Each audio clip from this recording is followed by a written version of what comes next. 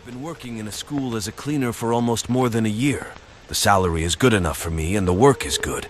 It gives me the advantage that I spend most of the time alone, and I clean my own part. The school was built in the mid-60s, and there is a building in it that was built in 2004 as an attempt to expand.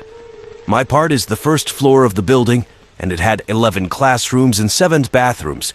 You can consider the job humiliating. But when the salary is good and I have a decent pension and health insurance, then I won't need more. I remember when I was receiving work here, the school principal said a strange sentence to me that I didn't understand at the time. He was walking with me on a tour of the place to get to know him well and receive my part, and without looking at me, he said a strange sentence, and because he said it in the middle of speech, I didn't pay enough attention to it. Last week, strange things happened that made me remember the school principal's word to me, always being in the bright place. It's a strange thing that the head teacher tells a cleaner something like this. It doesn't matter if I want him to finish his speech and just hand me my job. The director has a strange style, and his behavior is suspicious. But what I knew is that he has been the director of this school for 30 workers, and this time makes him continue in his work no matter what. My first year at work went well. I cleaned the classrooms in the summer, and in winter, I removed the ice from the front of the school. But there is a basic rule here, which is, the lamps are always on under any circumstances. There are always monthly meetings in the administration to remind us of the importance of lighting lamps always. It is forbidden to enter any classroom or dark room permanently before lighting the lamp in it. The reason at that time was so that no one would fall because of the darkness or be shocked by something. Teachers were always leaving the lamps lit up, either in classes after classes or in their own room after preparing lessons. With time, the subject became routine, and usually for all the people in the school, it's students, administration, teachers, or workers. I didn't understand the reason, and didn't also ask about it until the day I had to enter one of the dark rooms without turning on the lamp. There was about half an hour left, and the shift was ending. I was running to finish cleaning the windows, and when I entered the last room, I remembered that I forgot the bottle of detergent in the previous room. When I came back to it, I was surprised by the dark room. I'm sure I got out of it and left the lamp lit according to orders.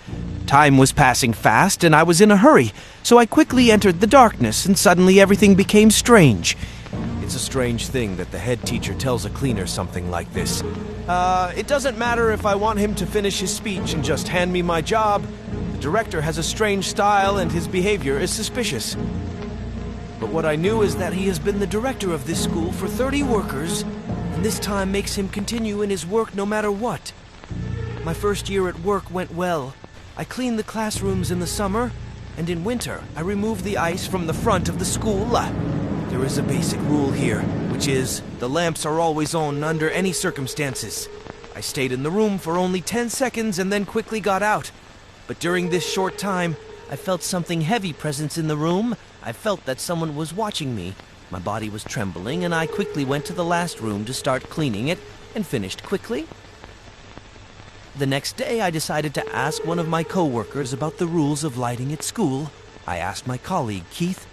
There are many rules about lighting, and it has to be on all the time. But yesterday I entered a dark room and came out without anything strange happening. Keith is usually a man who likes to laugh, and his blood is light. He likes to joke and make fun of everything. At this moment he was quite the opposite. He let the food out of his hand and looked at me with intensity and fear as he asked me, "What do you mean by entering a dark room without lighting the lamp?" His angry and scared looks were hurting me as he was talking to me. From his looks, I knew that I had made a big mistake. I said it worked a problem I didn't know anything about. I replied, "What I mean is that I forgot the detergent bottle in the room, and when I returned to get it, I found the room lamp disturbing. Also, I entered and exited without any problems, not intruding from me. But can you tell me the reason for all these instructions regarding light and lighting? I wanted to understand everything. Keith looked at me as he removed the plate of food from in front of him, stood up and pointed to me. I went behind him to an empty room, and there he said to me, "You are not small, and you must learn to hear the words of the old people here. The light is always bright, and do not enter a room unless it is illuminated, and do not leave a room unless you are sure that you will not return to it again.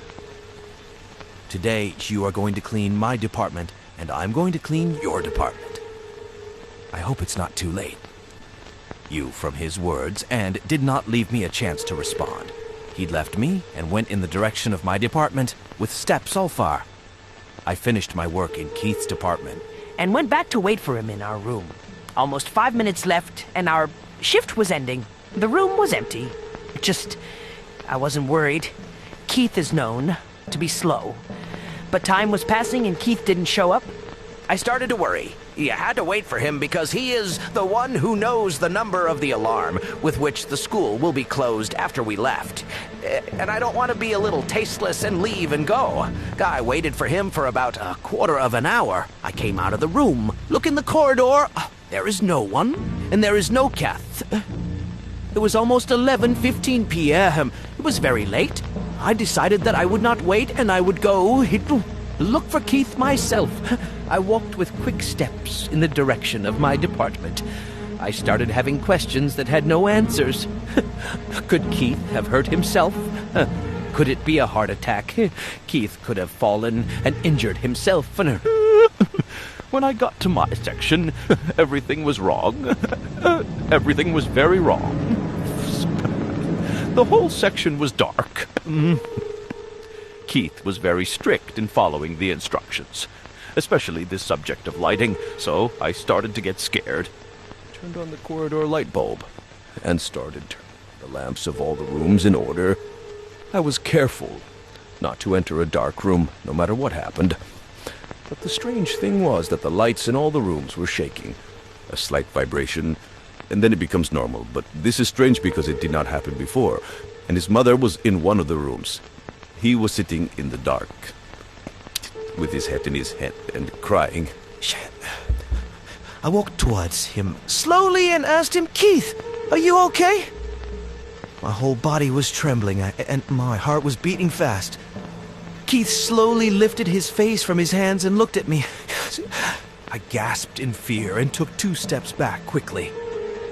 His face was full of cuts and scratches, as if an animal with claws had done it to him. His right eye was gouged out, hair was uprooted, and his clothes were filled with blood in an unnatural way.